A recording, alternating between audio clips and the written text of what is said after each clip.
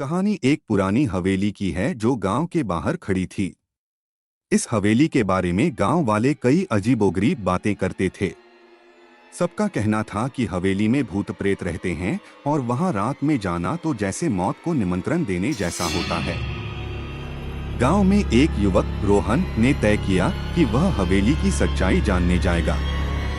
गांव वाले उसे बार बार मना करते रहे, लेकिन रोहन की जिज्ञासा ने उसे नहीं रोका। रात के समय जब चांदनी भी धुंधली थी, रोहन हवेली की ओर बढ़ा।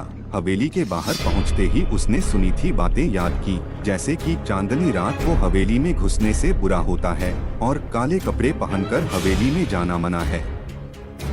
लेकिन रोहन ने इन बातों की कोई परवाह नहीं की और हवेली के अंदर चला गया। अंदर कदम रखते ही उसे हवेली की सड़ी गई दीवारें और अंधेरे में लटकते जाले दिखाई दिए।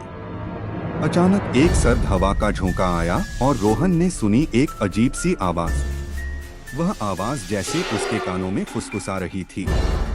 दिल की धड़कन तेज हो गई, लेकिन उसने हिम्मत न हारते हुए हवेली के अंदर गहरी जांच करने का फैसला किया।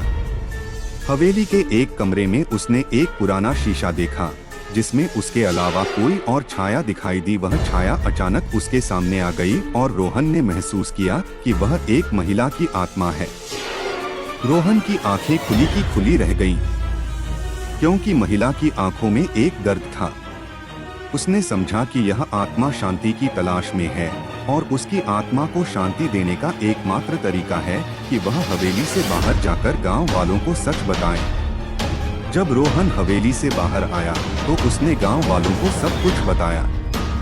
गांव वालों ने उसके अनुभव को सुना और हवेली के चारों ओर पूजा पाठ करवाया ताकि आत्मा को शांति मिल सके। उस दिन से हवेली में भूत प्रेत की बातों में कमी आई और रोहन ने भी समझा कि कुछ पुराने अंधविश्वास और मान्यताएं कभी कभी सही भी हो सकती हैं, लेकिन सही मायनों में समझने से ही सच्चाई का पता चलता है। कहानी का सीख हमेशा किसी भी अंधविश्वास या पुरानी मान्यता को अपने तरीके से जांचना चाहिए और समझना चाहिए कि उसके पीछे का कारण क्या है।